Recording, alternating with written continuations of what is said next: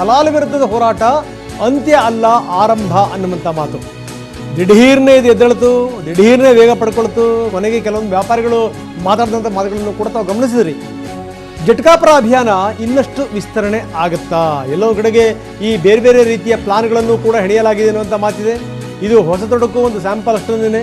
ಈ ಸಂವತ್ಸರದ ದಿವಸನೇ ಒಂದು ಹೊಸ ಹೆಜ್ಜೆ ಶುರುವಾಗಿದೆ ಅಂತ ಹಿಂದೂ ಸಂಘಟನೆಯವರು ಬಣ್ಣಿಸ್ತಾ ಇದ್ದಾರೆ. ಅಂದರೆ ನಿಜಕ್ಕೂ ಏನು ಅಂತಂದರೆ ಇದು ಆರಂಭ, ಇಲ್ಲಿಂದ ಶುರುವಾಗಿರುವಂಥದ್ದು ಇನ್ನು ದೊಡ್ಡ ಪ್ರಮಾಣಕ್ಕೆ ಹೋಗುತ್ತೆ ಅನ್ನುವಂಥದ್ದು.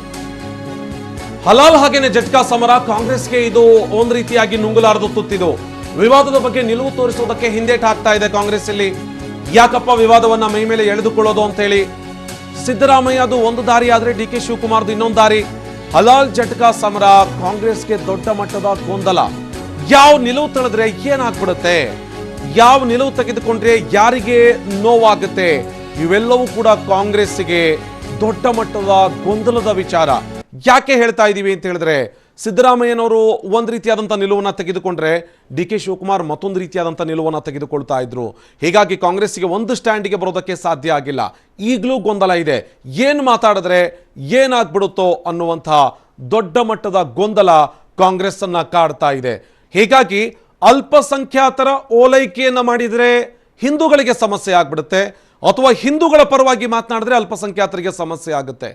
ಹೀಗಾಗಿ ಇಬ್ಬರೂ ನಾಯಕರಿದಾರಲ್ಲ, ಬೇರೆ ಬೇರೆ ಹೆಜ್ಜೆಗಳನ್ನ ಇಡ್ತಾ ಇದ್ರು, ಅವು ಎಚ್ಚರಿಕೆಯ ಹೆಜ್ಜೆಗಳನ್ನ ಇಡೋದಕ್ಕೆ ಮುಂದಾಗ್ತಾ ಇದ್ದಾರೆ.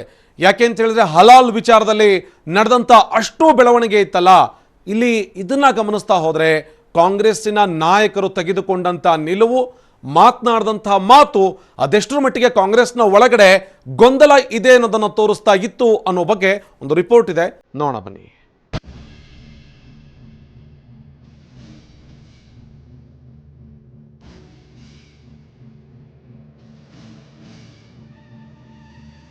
ಮೌನ, ವಿವಾದ ಭುಗಿಲೆದ್ದರೂ ಬರೀ ಮೌನ.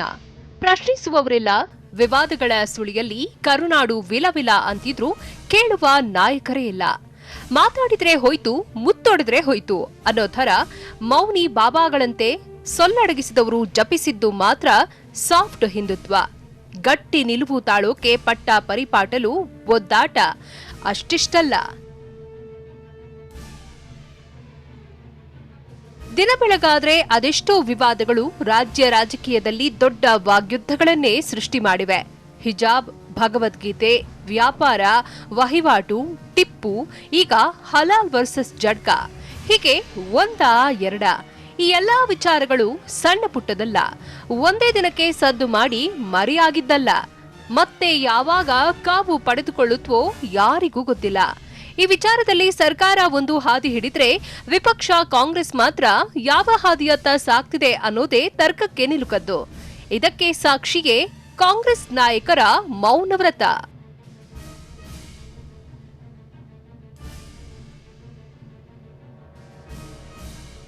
ಸಾಫ್ಟ್ ಹಿಂದುತ್ವದ ಮಂತ್ರ ಜಪಿಸಿದ್ರ ಡಿಕೆಶಿ, ಮೌನ ಮುರಿದ ಸಿದ್ದು ಬಂಡೆ ಮೌನಿ ಬಾಬಾ. ಮತ್ತೊಂದು ಕಡೆ ಇಂಥದೊಂದು ಪ್ರಶ್ನೆಗಳು ಜೋರಾಗಿಯೇ ಕೇಳಿ ಬರ್ತಿವೆ. ಕಾಂಗ್ರೆಸ್ ಸಾಫ್ಟ್ ಹಿಂದುತ್ವ ಯಾಕಂದ್ರೆ ಹಿಜಾಬ್, ವ್ಯಾಪಾರ, ಧರ್ಮ ಯುದ್ಧದ ವಿಚಾರವಾಗಿ ಸಿದ್ದರಾಮಯ್ಯ ರಿಯಾಕ್ಷನ್ ಕೊಟ್ಟಿದ್ರು. ಆದ್ರೆ ಡಿಕೆಶಿ ಮಾತ್ರ ಬ್ಯಾಲೆನ್ಸಿಂಗ್ ಆಗಿ ಮಾತನಾಡೋ ಜಾಣ ಹೆಜ್ಜೆ ಇಟ್ಟಿದ್ದಾರೆ. ಸಿದ್ದರಾಮಯ್ಯಗೆ ಅಲ್ಪಸಂಖ್ಯಾತರ ಬೆನ್ನಿಗೆ ನಿಲ್ಲುವ ತವಕ ಇದ್ರೆ ಡಿಕೆಶಿ ಮಾತ್ರ ಸಾಫ್ಟ್ ಹಿಂದುತ್ವ ಜಪಿಸಿದ್ರ ಅನ್ನೋ ಅನುಮಾನ ಶುರುವಾಗಿದೆ. ಯಾಕಂದ್ರೆ ವಿವಾದಗಳ ಬಗ್ಗೆ ಡಿಕೆಶಿ ಮಾತನಾಡೋಕೆ ಮುನ್ನ ಎಚ್ಚರಿಕೆ ವಹಿಸ್ತಿದ್ರಂತೆ. ಇಂಥದ್ರ ನಡುವೆ ಸಿದ್ದರಾಮಯ್ಯ ಮೊನ್ನೆ ರಾಹುಲ್ ಗಾಂಧಿ ಎದುರೇ ಅಲ್ಪಸಂಖ್ಯಾತರ ಪರ ಮಾತನಾಡಿದ್ರು, ಅವರ ಪರ ನಿಲ್ಲಬೇಕು ಅಂದಿದ್ರು. ಆಗ ರಾಹುಲ್ ಗಾಂಧಿ ಕೂಡ ಸೂಚನೆ ಕೊಡ್ತಿದ್ದಂತೆ ಸಿದ್ದು ಹಲಾಲ್ ವಿವಾದದ ಬಗ್ಗೆಯೂ ಮೌನ ಮುರಿದಿದ್ದಾರೆ.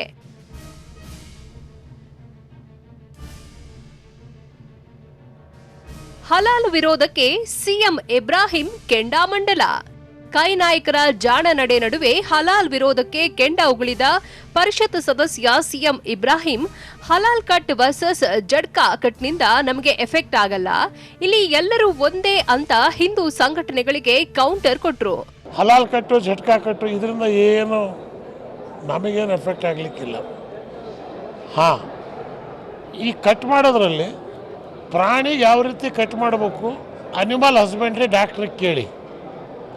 ಅದರಲ್ಲಿರೋ ಕೆಟ್ಟ ರಕ್ತ ಹೊರಗೆ ಬರ್ಬೇಕಾದ್ರೆ, ಹೊರಗೆ ಬಂದರೆ ಮಾತ್ರ ಆ ಮಾಂಸ ತಿನ್ನೋಕ್ಕೆ ಆರೋಗ್ಯಕರವಾದಂಥದ್ದು. ಇದು ಸೈಂಟಿಫಿಕಲಿ ಪ್ರೂವ್ ಆಗಿದೆ. ಇವತ್ತು ಜಗತ್ತಿನಲ್ಲಿ 80% ಜನ ಅಂಥ ಮಾಂಸನೇ ಇವತ್ತು ತಿಂತಿರ್ತಕ್ಕಂಥವ್ರು. ಅದಕ್ಕೆ ಈ ಥರ ಕಟ್ ಮಾಡಿ ಅಂತ. ಇಲ್ಲ ನಾನು ಈ ಥರ ಕಟ್ ಮಾಡಿ ತಿನ್ನಲ್ಲ, ಈ ಥರ ತಿನ್ನಿರಿ, ಯಾರು ಬೇಡ ಅಂತಾರೆ. ರಾಜ್ಯದಲ್ಲಿ ಇವ್ರು ಏನು ಮಾಡಿದ್ರು ಕೂಡ ಇದು ಬಸವಣ್ಣನ ನಾಡು, ಅನುಭವ ಮಂಟಪ ಬಲವಾಗಿದೆ. ಸಮಗಾರ ಅರಳಯ್ಯ ಮಾದಾರ ಚೆನ್ನಯ್ಯ ಅವನಮ್ಮ ಅಣ್ಣಯ್ಯ ಓ ಎಂದು ಕರಿಯರಿ ಕೂಡಲ ಸಂಗಯ್ಯ ಕೂಗದಂಥ ಬಸವಣ್ಣನ ನಾಡಿದು. ಈ ನಾಡಿನಲ್ಲಿ ಹಿಂದೂನೂ ಇಲ್ಲ, ಮುಸ್ಲಿಮೂ ಇಲ್ಲ, ಎಲ್ಲರೂ ಮಾನವತಾವಾದಿ ಒಂದೇ. ಸರ್ವರಿಗೂ ಸಮಬಾಳು, ಸರ್ವರಿಗೂ ಸಮಪಾಲು. ಒಟ್ಟಾರೆ ಮುಸ್ಲಿಂ ಮತಗಳು ಕೈಜಾರುವ ಭೀತಿಯಲ್ಲಿ ಕಾಂಗ್ರೆಸ್ ಪಾಳೆಯಕ್ಕೆ ಯಾವ ನಿರ್ಧಾರಗಳನ್ನು ತೆಗೆದುಕೊಳ್ಳಬೇಕು ಅನ್ನೋ ತೊಳಲಾಟ ಶುರುವಾಗಿರೋದಂತೂ ಸುಳ್ಳಲ್ಲ. Bureau report, TV9.